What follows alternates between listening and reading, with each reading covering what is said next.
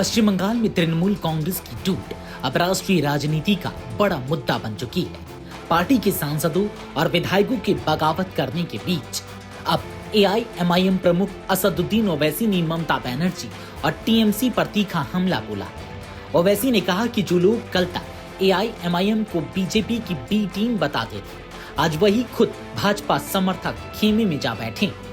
उन्होंने टीएमसी के भीतर मची भगदड़, भ्रष्टाचार, कुशासन और संगठन की कमजोरी को पार्टी के पतन की वजह बताया। साथ ही सवाल उठाया कि अगर टीएमसी 15 साल तक सत्ता में रही तो फिर अपने ही नेताओं और सांसदों को टूटने से क्यों नहीं रोक पाए।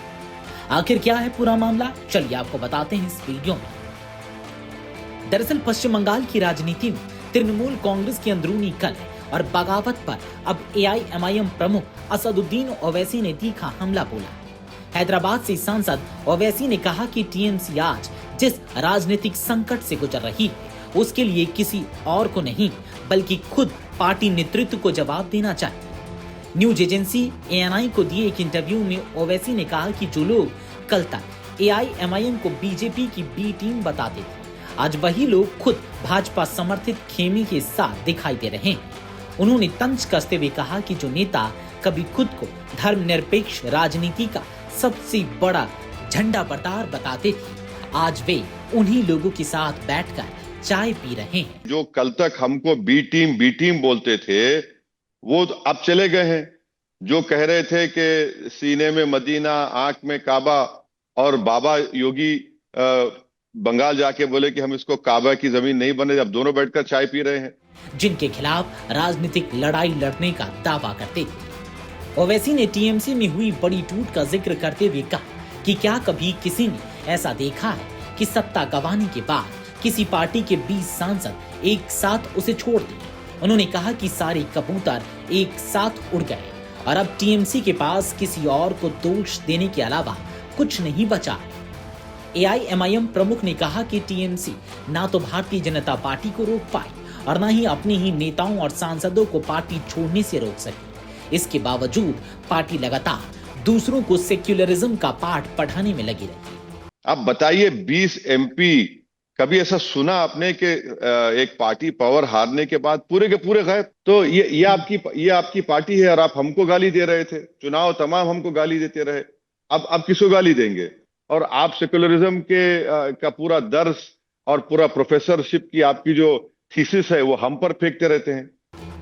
जब उनसे पूछा गया कि टीएमसी बीजेपी पर अपनी पार्टी को तोड़ने के लिए सरकारी मशीनरी के इस्तेमाल का आरोप लगा रही है, तो ओवैसी ने कहा कि यह संभव हो सकता है, लेकिन सवाल यह है कि 15 साल तक सत्ता में रहने और 2024 के लोकसभा चुनाव में बड़ी जीत हासिल करने के बावजूद आखिर ऐसा क्या हुआ कि पार्टी के भीतर इतना बड़ा विद्रोह खड़ा हो गया। ओवैसी ने दावा किया कि बंगाल की जनता में ममता बनर्जी सरकार और टीएमसी के खिलाफ भ्रष्टाचार, गुंडागर्दी, कुशासन और जनता से संपर्क टूटने की भावना गहरी होती गई। उनके मुताबिक यही कारण है कि पार्टी की जमीनी पकड़ कमजोर हुई और नेताओं में असंतोष बढ़ता गया। उन्होंने वोटर लिस्ट के विशेष गहन पुनर्निरीक्षण यानी कि एसआईआर के मुद्दे पर भी टीएमसी को घेरा।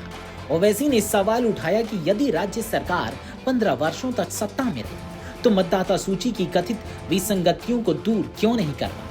उन्होंने कहा कि अब अदालतों का दरवाजा खटखटाना और राजनीतिक बयानबाजी करना केवल दिखावे और ड्रामे की राजनीति है। ओवैसी ने यह भी कहा कि संविधान में शक्तियों के स्पष्ट विभाजन का सिद्धांत है और अगर कोई सरकार अपनी प्रशासनिक जिम्मेदारियों को पूरी नहीं कर पाता तो बाद में न्यायपालिका के सहारे राजनीतिक संकट से बाहर नहीं निकाला जा सकता। यानी बंगाल में टीएमसी की टूट अब केवल एक आंतरिक राजनीतिक संकट नहीं रह गई, यह विपक्षी दलों के लिए भी हमला बोलने का बड़ा मुद्दा बन चुका है।